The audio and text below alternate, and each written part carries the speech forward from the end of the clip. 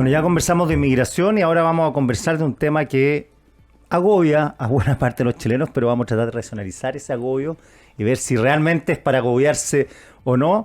Estamos con Solange Bernstein, presidente de la Comisión para el Mercado Financiero. Solange, mucho gusto. Buenos días, Kiki. Buenos días a los auditores. Solange es bien matea porque vino para acá, son las 7:31. Aceptó el reto de la entrevista presencial que nos ayuda a una mejor comunicación. A ver, Solange, ¿qué se considera en este informe, qué se considera deuda?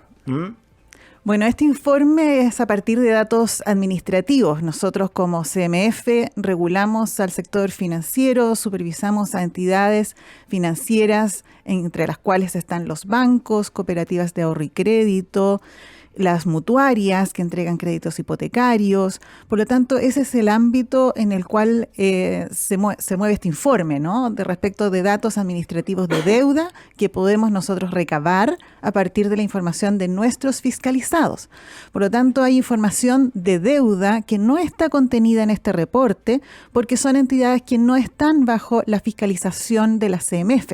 Por ejemplo, cuando una persona toma un crédito automotriz, esa información no está contenida en este reporte. Ya. Una caja de compensación también da crédito, tampoco está contenida en este reporte.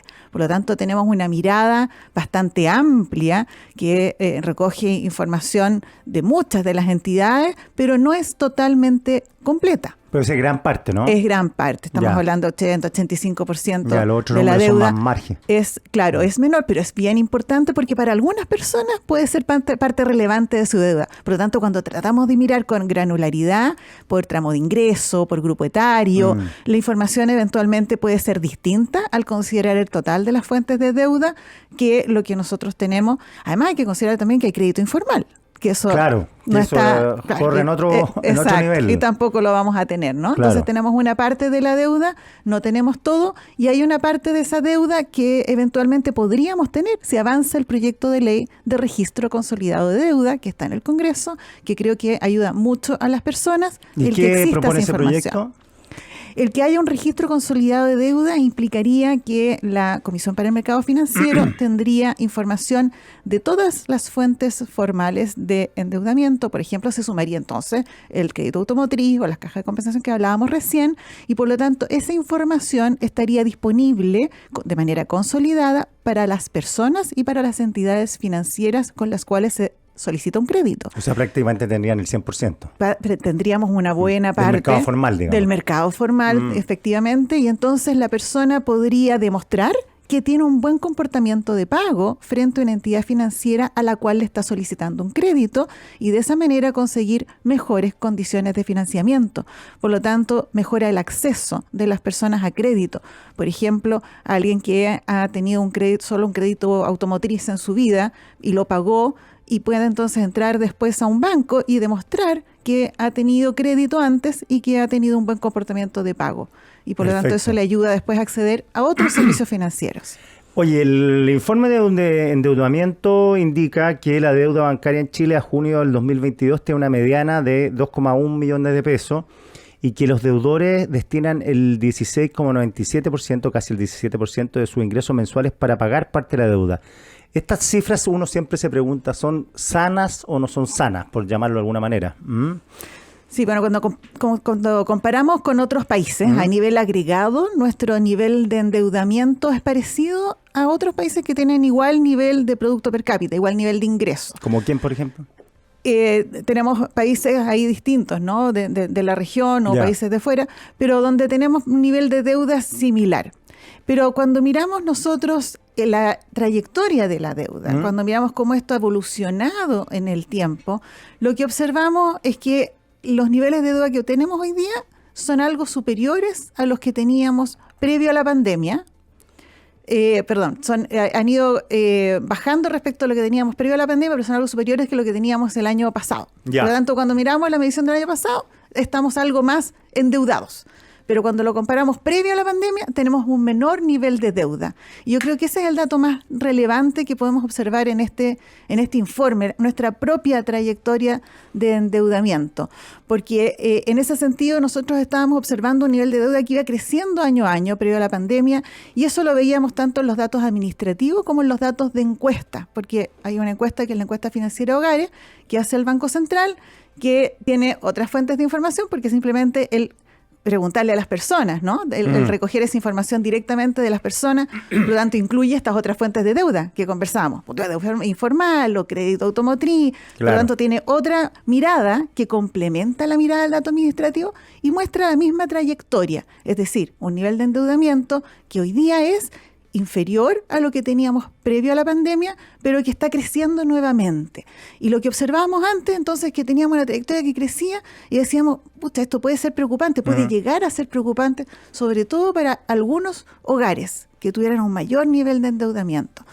De hecho, el mismo informe lo muestra, ¿no? Cuando miramos el dato más desagregado, vemos que 1 de cada 5 hogares tiene un nivel de deuda que podríamos considerar sí preocupante. Claro, porque esto es una mediana. Claro, entonces cuando un hogar destina la mitad de su ingreso o más a pagar deudas, eso sí suena algo más preocupante. Eso te quería y 1 de cada 5 ya, tiene ese nivel de deuda.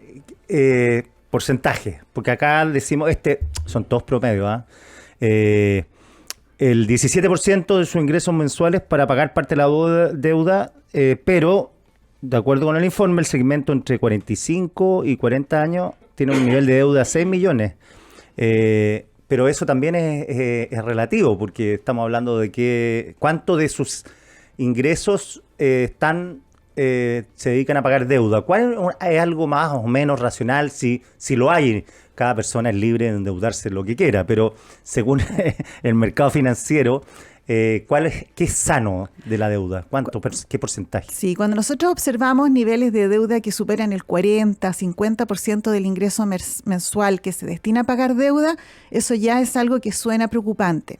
Ahora también depende del tipo de deuda que estamos hablando.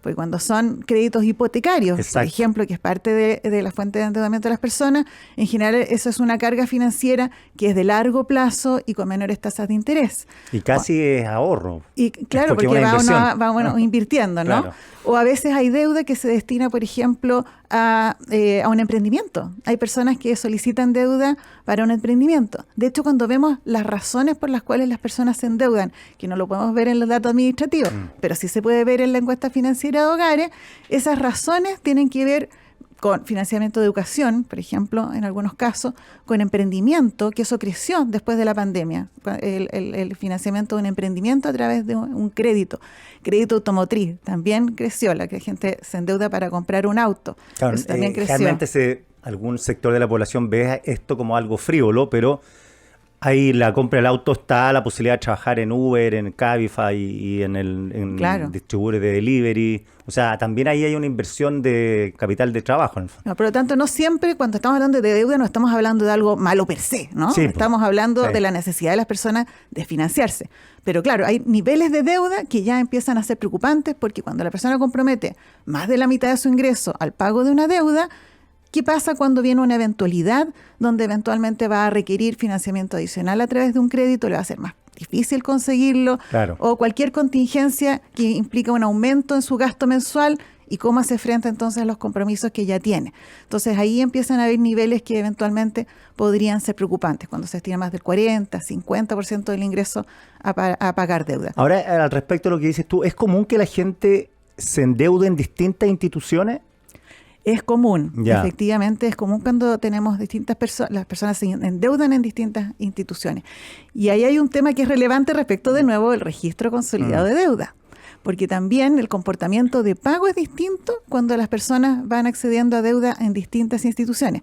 Y de hecho, cuando hay instituciones que no necesariamente comparten información, por lo tanto no se hace una buena evaluación de la persona en términos de su capacidad de pago, porque la institución financiera no conoce su situación de endeudamiento, también se observa mayor morosidad, mayor impago en aquellas personas que tienen deuda con más de una institución financiera, que esas instituciones financieras a su vez no comparten información. Perfecto. ¿Ah? Entonces ese tipo de comportamiento también se observa, lo que de nuevo justifica el por qué tener un registro consolidado de deuda, porque permite un mejor manejo para las personas de su endeudamiento, un mejor acceso y una mejor gestión de riesgo también por parte de las instituciones financieras. Tú lo mencionabas al pasar, pero la palabra deuda tiene una connotación bien negativa.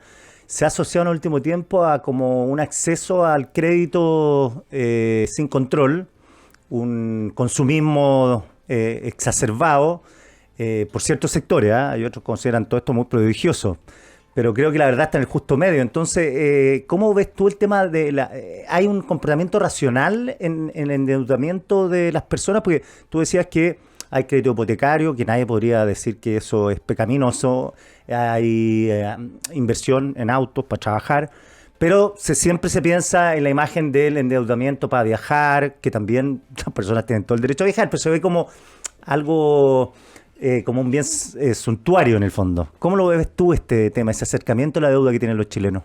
Si volvemos a las razones que comentábamos antes del pago de deuda y las más frecuentes que se observan, no en el estudio de endeudamiento nuestro, porque no podemos tener esa información desde el dato administrativo, sino que basándome más en lo que es la encuesta financiera de hogares, vemos que hay pago de deudas que tienen que ver con una necesidad de un emprendimiento, como decíamos antes, o un auto. O educación, como decías tú. O educación, pero también tenemos un aumento en el crédito para acceder a la compra de un bien durable. Ya. Que también puede ser bueno del hogar, ¿no? Un refrigerador, un televisor. Ya, claro. Que también puede ser bueno, porque las personas necesitan acceder. Pero ahí, ojo cuando uno va a evaluar, bueno, qué es lo que puedo efectivamente pagar después como cuota y cómo voy sumando esas cuotas. El otro dato interesante y que bajó últimamente es el pedir una deuda para pagar otra deuda. Claro, lo que podríamos llamar el como bicicleteo. Exacto, ¿no? Y ahí entonces uno entra a preguntarse, bueno, a lo mejor es algo positivo, porque en realidad, por ejemplo, una persona que tiene muchas deudas con tarjetas de crédito, que tiene una alta tasa de interés, y dice, bueno, voy a tratar de ordenarme. Claro. Entonces empaqueta todas esas deudas de tarjeta de crédito y toma crédito comercial y con eso se alivia su carga financiera, baja el interés que está pagando y a lo mejor es algo muy sano, ¿no? El tratar de reorganizar el pago de sus deudas.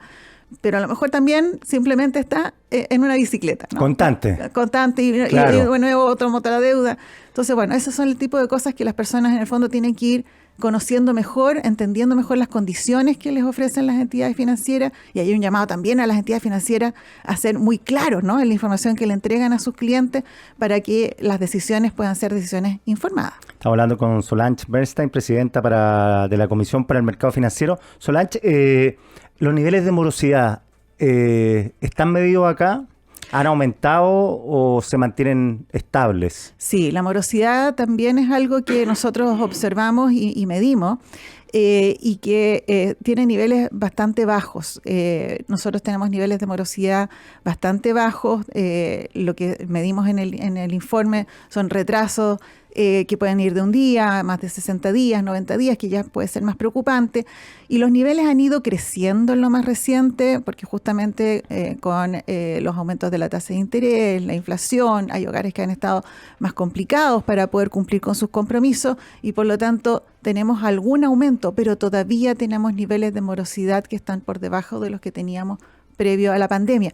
Recordar que justamente cuando decimos que los niveles de deuda bajaron en lo más reciente respecto de lo que era previo a la pandemia, estamos hablando de que tuvimos un periodo en el cual las personas accedieron mucho a liquidez.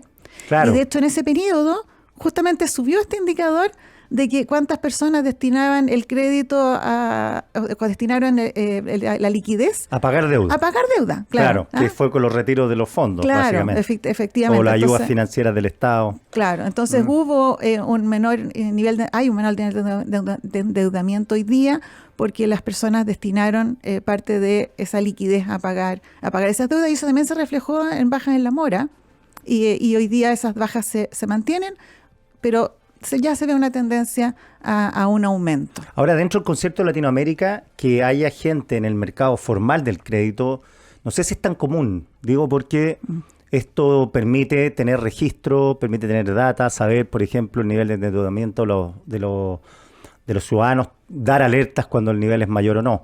Claro, pero en los mercados informales esto no opera con esta data. Claro, y ahí hay que hacer también un llamado, ¿no? a las personas a tener mucho cuidado cuando se les ofrece un crédito y cuáles son las condiciones que se le están ofreciendo y qué entidad le está ofreciendo ese crédito. Ya hay entidades que no están dentro del mercado formal, pero simulan estar dentro del mercado formal, ¿o no? Tal cual, y muchas veces eso es un fraude de frentón, ¿no? Y tenemos un sistema de alerta en la Comisión para el Mercado Financiero, nos llega esta información y apenas nosotros conocemos de alguna entidad que ofrece crédito y que es una entidad que en realidad lo que está haciendo es cometiendo un fraude, nosotros sacamos un comunicado. ¿Cómo opera el fraude para que la gente se entere? En general opera a través de páginas web, de redes sociales. ¿Que ofrecen crédito a tasas prudentes o tasas? Que ofrecen créditos independiente de la tasa, ¿no? O sea, la tasa no es el negocio, el crédito. No es la estafa. Es la estafa directamente. Ya, perfecto. Porque son entidades que simulan incluso ser fiscalizadas por la CMF. Perdón. Siri. Claro. O sea, no es que sean usureros, sino que van a estafarte tal como una estafa por WhatsApp. Tal cual, exactamente. Entonces, es una página web, por ejemplo, una página web en general.com, más que .cl. Buen dato ese. Claro, y las personas entonces piensan en una necesidad, ¿no? Y que eventualmente también están teniendo dificultades para acceder al crédito. Pensemos en las personas que ya tienen un nivel de deuda muy alto y les cuesta acceder a un crédito adicional y realmente tienen la necesidad, ¿no? Y se ven en esa situación. Entonces son personas además especialmente vulnerables que necesitan. Entonces las personas les dicen, usted quiere un crédito, solicítelo aquí. Para solicitarlo se requiere el pago de...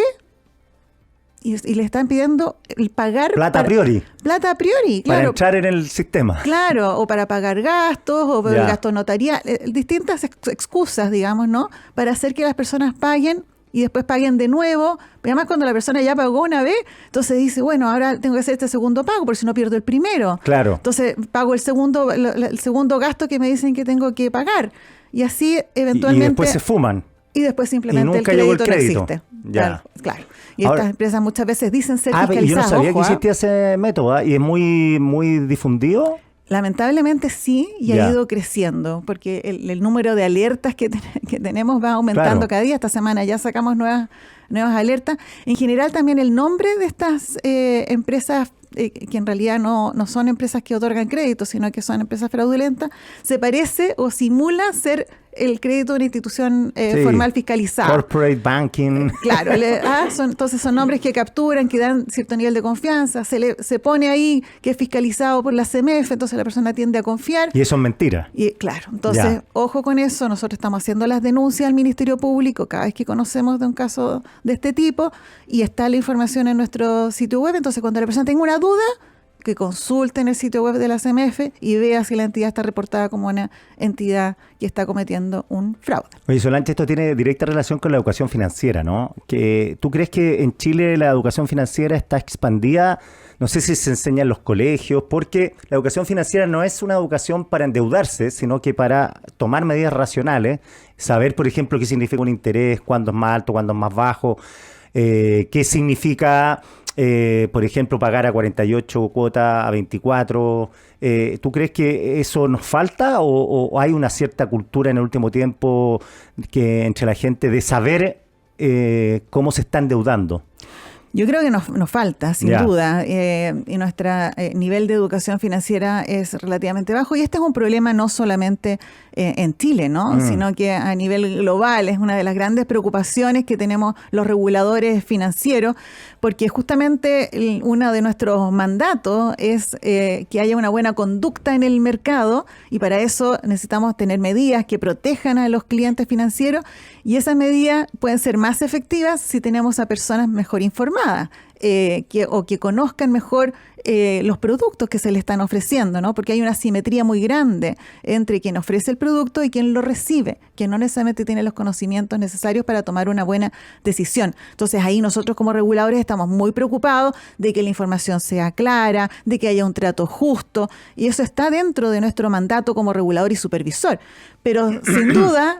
nuestra tarea también es más fácil, y por eso tenemos un esfuerzo, y como Comisión para el Mercado Financiero sacamos una política de educación financiera para también avanzar en ese frente, ¿no? En tener a una población empoderada, que tenga mayores conocimientos para enfrentarse a la toma de decisión, que es una toma de decisión difícil cuando estamos hablando de un crédito, de ahorro, de seguros, que no necesariamente son productos que las personas conocen o entienden cuando toman el producto. Claro, porque también es muy didáctico lo que ustedes dicen respecto a los niveles de endeudamiento. Si una persona dice gano 1 millón y mi capacidad de endeudamiento es hasta 250.000, porque si no, si me excedo de eso estoy en problema, claro, es distinto que endeudarse a ciega en el fondo. Claro, claro. Efectivamente, o productos como los seguros. También, entender qué es lo que es la prima, cuál es mi derecho, o en el caso de un producto de ahorro, entender qué es lo que es una tasa, porque también en los productos de ahorro también tenemos algunos fraudes en ese sentido, o al menos ofertas que no son cara de Ponzi. Reales, claro, claro. Entonces ahí cuidado con eso, cuando uno le están ofreciendo una tasa de interés anual garantizada. Eso es como un axioma. Claro, si a usted le ofrece una tasa que le llama la atención y dice que es hacerla pasada, huya. Exacto, claro, ojo, cuidado con eso, porque el que le está prometiendo mucho probablemente no va a poder cumplir. Entonces pero claro, ¿qué es lo que es mucho? Cuando una persona ¿qué es lo que es mucho? Y además hay un ambiente de libertad para endeudarse, si uno se quiere endeudar mucho o no, sí. Lo que pasa es que tiene que estar la información ahí en la mesa para que uno tome las decisiones racionales. Bueno, y uno es adulto, pero claro, pero si no se sabe eso, imagínate entender la ISAPRE, entender los seguros, entender los créditos, todas las letras chicas que hay, para una persona es imposible con poco tiempo. Así que buena pega hacen ustedes dando las luces, las señales de alerta. La página web de ustedes para ver esas señales de alerta de empresas truchas, ¿cuál es? www.cmfchile.cl.